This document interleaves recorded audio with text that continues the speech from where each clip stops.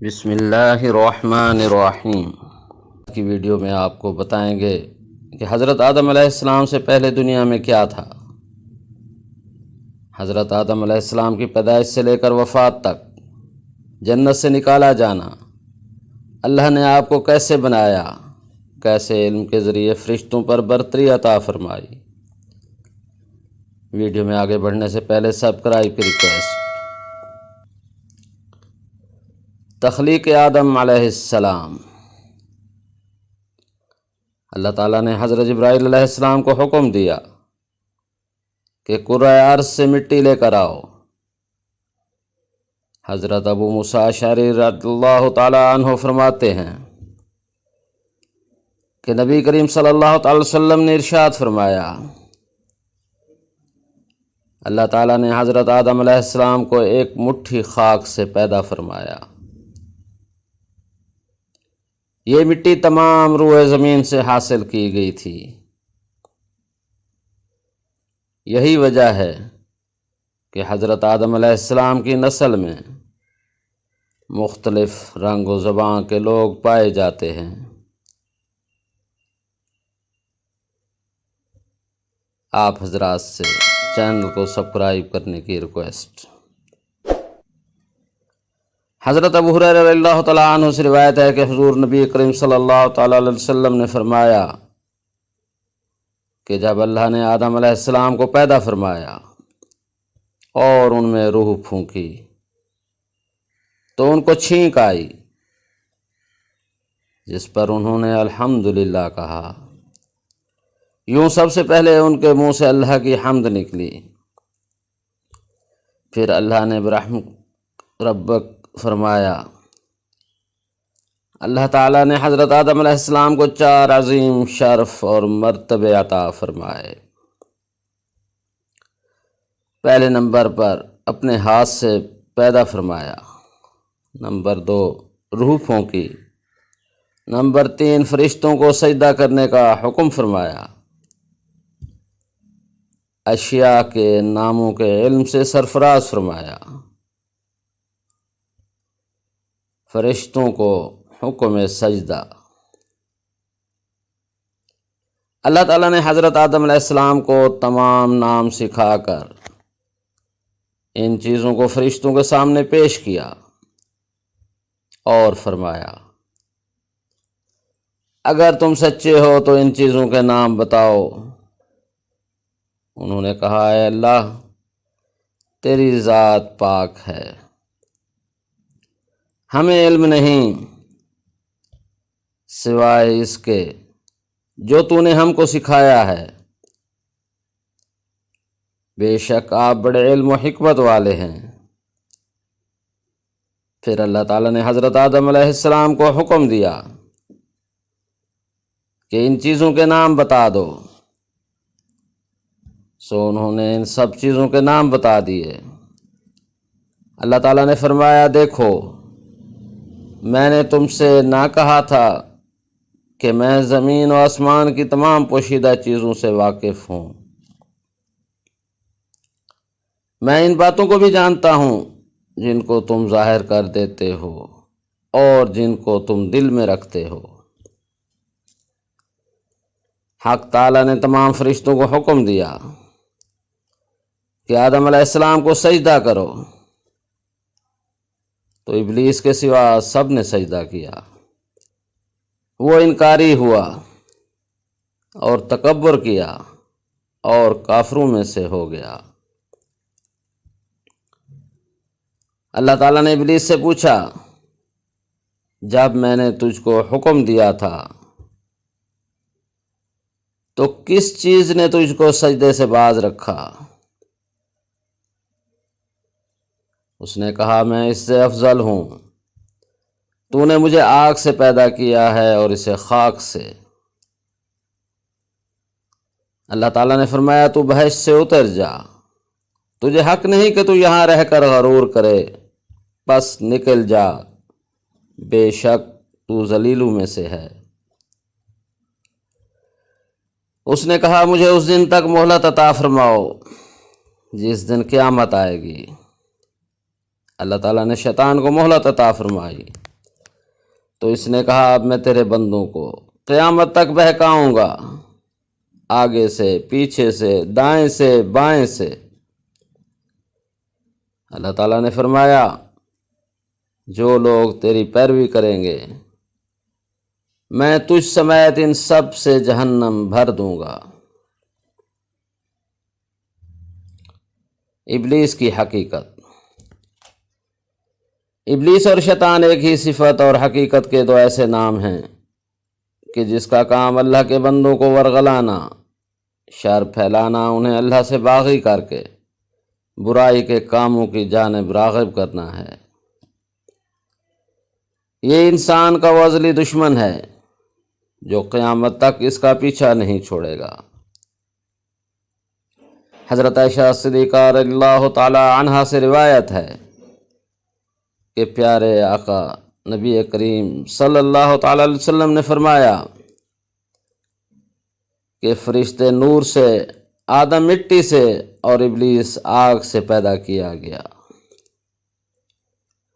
حضرت عبداللہ بن عمر رضی اللہ تعالی عنہ فرماتے ہیں کہ جنات حضرت آدم علیہ السلام سے 2000 سال پہلے اس دنیا میں آباد تھے،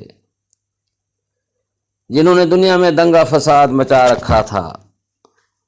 چنانچہ اللہ تعالیٰ نے فرشتوں کے ایک لشکر کو دنیا میں روانہ کیا، جنہوں نے ان جنات کو مار مار کر سمندری جزیروں اور ویران علاقوں میں بھگا دیا۔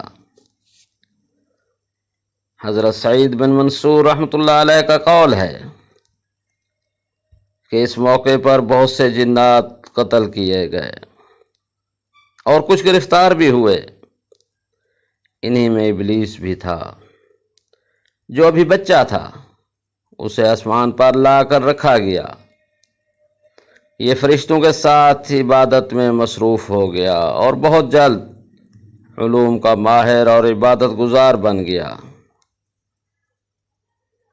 چنانچہ اسے آسمانوں میں معلم الملکوت کے نام سے پکارا جانے لگا۔ حضرت عبداللہ بن مسعود رضی اللہ تعالیٰ عنہ فرماتے ہیں کہ ابلیس آسمانوں میں فرشتوں کا سردار بن گیا تھا۔ حضرت ابن عباس رضی اللہ تعالیٰ عنہ نے فرمایا کہ ابلیس کا نام عزازیل تھا۔ سورہ کہف آیت 50 میں بھی اللہ تعالیٰ نے فرمایا کہ ابلیس جنات میں سے تھا۔ تفسیر ابن جوزی میں حضرت عبداللہ بن عباس رضی اللہ تعالیٰ عنہ سے روایت ہے کہ نبی کریم صلی اللہ تعالیٰ علیہ وسلم نے فرمایا شیطان آدمی کے جسم میں خون کی طرح سرایت کر جاتا ہے، بندے کا دل اس کا خاص ٹھکانہ ہے۔ تاہم شیطان کو اتنی قوت حاصل نہیں کہ وہ انسان کو راہ حق سے زبردستی ہٹا دے۔ یہ اور بات ہے کہ وہ لوگوں کے دلوں میں وسوسے اور برے خیالات ڈال کر انہیں برائی کی طرف راغب کرتا ہے، اور یہی بندوں کا امتحان ہے۔ حضرت آدم و حوا جنت میں، یوں تو جنت میں تمام آسائشیں، نعمتیں موجود تھیں، لیکن اس کے باوجود حضرت آدم علیہ السلام تنہائی اور اجنبیت محسوس کرتے تھے۔ چنانچہ اللہ تعالیٰ نے ان کی تنہائی دور کرنے کا بندوبست فرماتے ہوئے حضرت اماں حوا کو پیدا کر دیا۔ محمد بن اسحاق حضرت ابن عباس رضی اللہ تعالیٰ عنہ سے روایت کرتے ہیں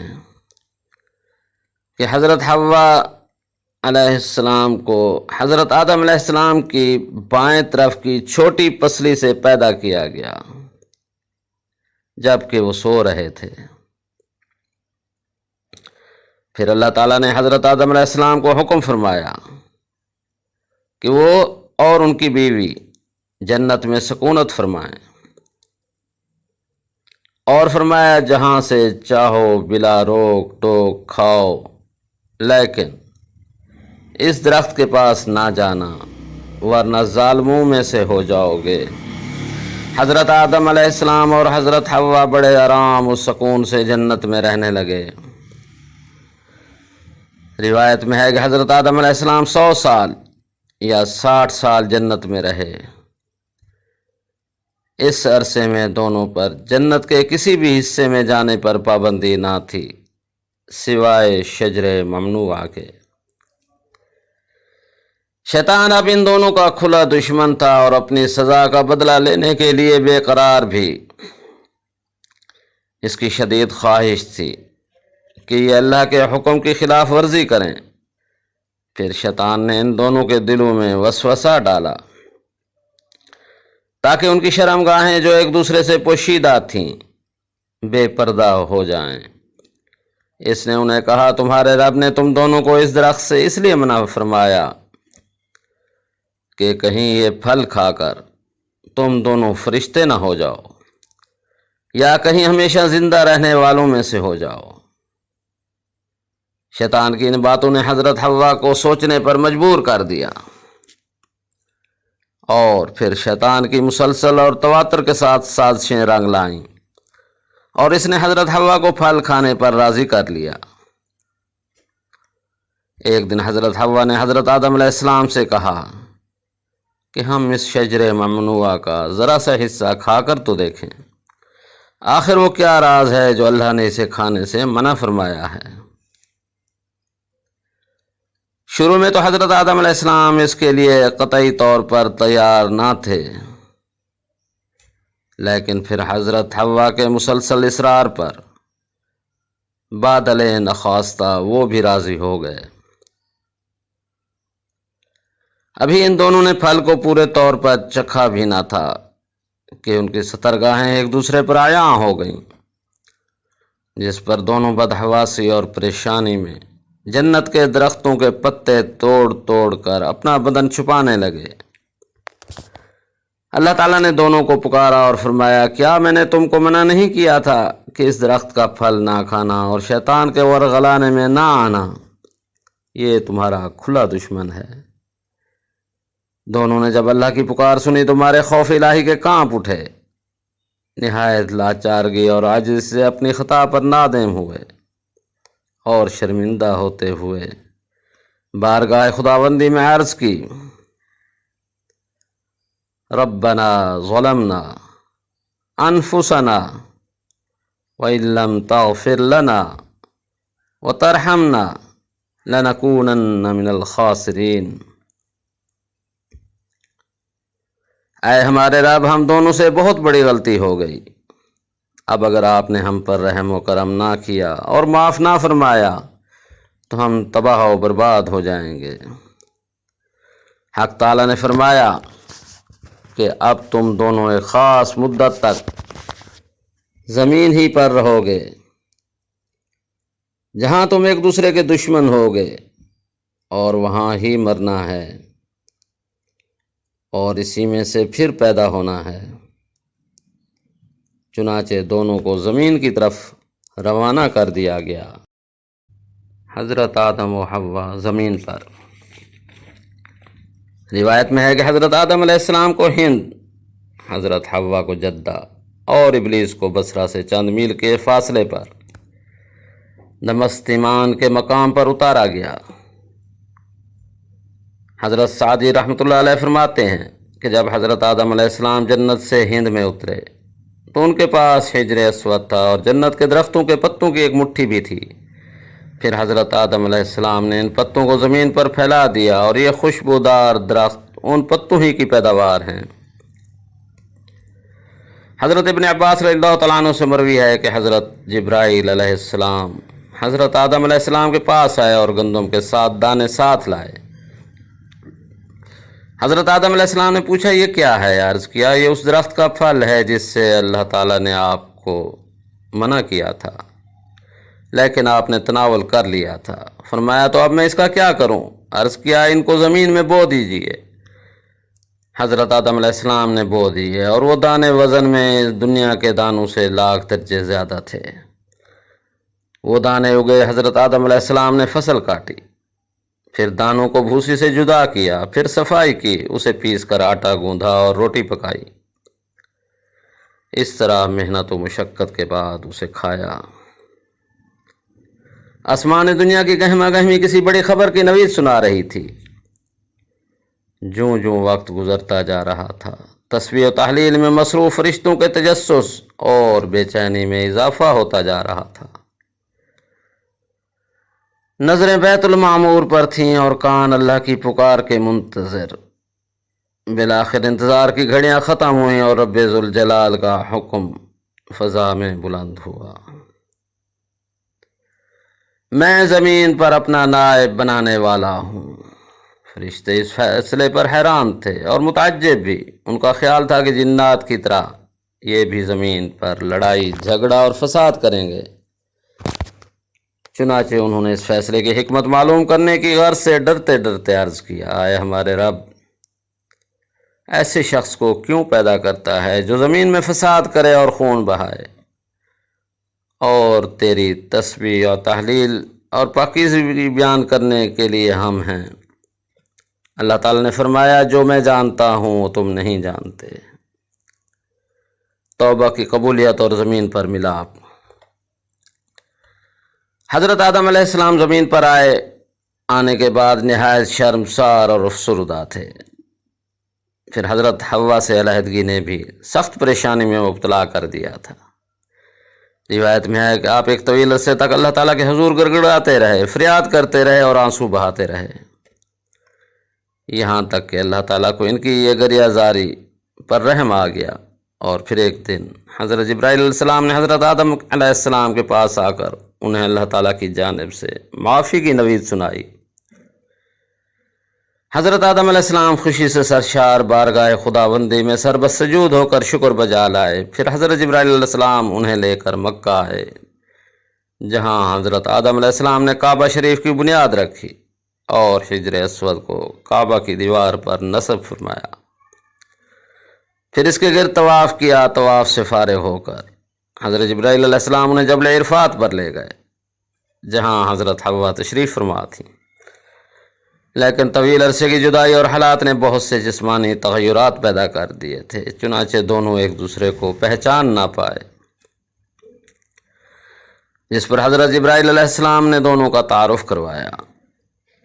حابیل و قابیل کا قصہ۔ حضرت آدم علیہ السلام اور حضرت حوا کی ملاقات کے بعد اللہ تعالیٰ نے انہیں اولاد کثیر سے نوازا۔ حضرت حوا جب امید سے ہوتی تو ایک لڑکا اور ایک لڑکی پیدا ہوتے، جب دوبارہ امید سے ہوتی تو پھر ایک لڑکا اور لڑکی پیدا ہوتے۔ پہلے والے لڑکے کی شادی دوسری مرتبہ والی لڑکی سے اور دوسرے والے لڑکے کی پہلی والی لڑکی سے کر دی جاتی۔ چنانچہ پہلی مرتبہ قابیل اور اس کی بہن اقلیمیہ پیدا ہوئے، دوسری مرتبہ حابیل اور اس کی بہن یہودا پیدا ہوئے۔ حضرت آدم علیہ السلام نے اقلیمیہ کی شادی حابیل سے اور یہودا کی شادی قابیل سے کرنا چاہی، مگر قابیل نے یہودا سے شادی سے انکار کر دیا۔ وہ اقلیمیہ سے شادی کرنا چاہتا تھا کیونکہ وہ یہودا سے زیادہ خوبصورت تھی۔ حضرت آدم علیہ السلام ہر چند سمجھایا لیکن وہ بضد رہا۔ آخر حضرت آدم علیہ السلام نے دونوں بیٹوں سے فرمایا، تم دونوں اپنی اپنی قربانی کوہ صفا پر لے جاؤ، اللہ تعالیٰ کے حکم سے آسمان سے آگ آئے گی جو حق کا فیصلہ کر دے گی۔ دونوں اپنی قربانیوں کو لے کر جبل صفا پہنچے۔ چونکہ حابیل حق پر تھا اس لیے اس کی قربانی قبول کر لی گئی۔ اس پر قابیل حابیل کا جانی دشمن ہو گیا اور پھر ایک دن اس نے حابیل کو قتل کر ڈالا۔ دنیا میں انسان کا پہلا قتل اور پہلی قبر۔ حابیل کے قتل کے بعد قابیل کو یہ فکر لاحق ہوئی کہ اس کی لاش کیسے چھپائے۔ وہ لاش کو کندھوں پر رکھ کر مارا مارا پھرتا رہا۔ آخرکار اللہ تعالیٰ نے کوے کے ذریعے اسے بھائی کی لاش دفنانے کا طریقہ سکھایا۔ قرآن پاک میں ہے، پھر اللہ نے ایک کوے کو بھیجا جو زمین کھودنے لگا تاکہ اسے بتائے کہ بھائی کی لاش کو کیسے چھپائے۔ کہنے لگا کہ افسوس میری حالت پر، کیا میں اس سے بھی گیا گزرا ہوں کہ اس کوے کے برابر ہوتا اور اپنے بھائی کی لاش کو چھپا دیتا۔ پھر وہ بہت پشیماں ہوا۔ حضرت آدم علیہ السلام کی وفات۔ حضرت آدم علیہ السلام کی وفات کا وقت ہے اور فرشتے گھر میں داخل ہوئے تو آپ سمجھ گئے۔ اپنی اہلیہ حضرت حوا اور اپنے بچوں سے فرمایا کہ تم سب مجھے تنہا چھوڑ دو۔ اس کے بعد آپ اللہ تعالیٰ کی حمد و ثنا میں مصروف ہو گئے۔ فرشتوں نے روح قبض کی، پھر غسل دے کر کفن دیا، خوشبو لگائی، گڑھا کھود کر قبر بنائی۔ حضرت جبرائیل علیہ السلام نے ان کے بیٹے حضرت شیس علیہ السلام کو نماز جنازہ پڑھنے کا طریقہ بتایا۔ آپ علیہ السلام نے نماز جنازہ پڑھائی۔ عام طور پر تاریخی کتب میں حضرت آدم علیہ السلام کی عمر مبارکہ 960 سال بیان کی گئی ہے۔ جنتی اولاد اور جہنمی اولاد۔ معراج کے سفر میں نبی کریم صلی اللہ تعالیٰ علیہ وسلم جب پہلے آسمان پر پہنچے تو وہاں آپ صلی اللہ تعالیٰ علیہ وسلم نے حضرت آدم علیہ السلام کو دیکھا، جن کے دائیں جانب بھی لوگوں کی جماعتیں تھیں اور بائیں جانب بھی۔ آپ صلی اللہ علیہ وسلم نے دیکھا کہ حضرت آدم علیہ السلام جب دائیں جانب دیکھتے ہیں تو ہنستے ہیں اور جب بائیں جانب دیکھتے ہیں تو روتے ہیں۔ آپ صلی اللہ علیہ وسلم فرماتے ہیں کہ میں نے حضرت جبرائیل علیہ السلام سے پوچھا، اے جبرائیل یہ کیا ہے؟ انہوں نے کہا یہ حضرت آدم علیہ السلام ہیں اور یہ ان کی اولاد کی روحیں ہیں۔ جب دائیں جانب دیکھتے ہیں تو جو جنتی ہیں تو ہنستے ہیں اور جب بائیں جانب دیکھتے ہیں جو جہنمی ہیں تو روتے ہیں۔ اس میں محمد صلی اللہ علیہ وسلم عرش معلیٰ پر۔ حضرت عمر اللہ تعالیٰ عنہ سے مروی ہے کہ نبی کریم صلی اللہ تعالی وسلم نے فرمایا کہ جب حضرت آدم علیہ السلام سے لغزش ہوئی تو انہوں نے بارگاہ خداوندی میں عرض کیا، اے میرے پروردگار، میں آپ سے محمد صلی اللہ تعالی علیہ وسلم کے وسیلے سے سوال کرتا ہوں کہ آپ میری مغفرت فرما دیں۔ اللہ رب العزت نے فرمایا، تو نے محمد صلی اللہ علیہ وسلم کو کیسے جان لیا جبکہ میں نے ان کو اب تک پیدا نہیں فرمایا؟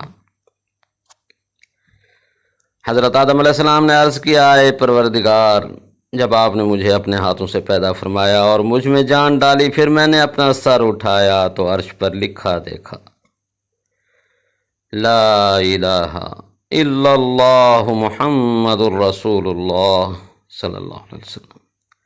تو میں نے جان لیا کہ جس ذات کا نام آپ نے اپنے نام کے ساتھ ملایا ہے، اس سے بڑھ کر آپ کے نزدیک اور کوئی محبوب نہیں ہو سکتا۔ تو اللہ تعالیٰ نے فرمایا، اے آدم تو نے سچ کہا، وہ میرے نزدیک سب سے محبوب ہیں، اور جب تو نے ان کے وسیلے سے مجھ سے مانگ لیا تو پس میں نے تیری بخشش کر دی، اور اگر محمد صلی اللہ علیہ وآلہ وسلم نہ ہوتے تو میں آپ کو بھی پیدا نہ کرتا۔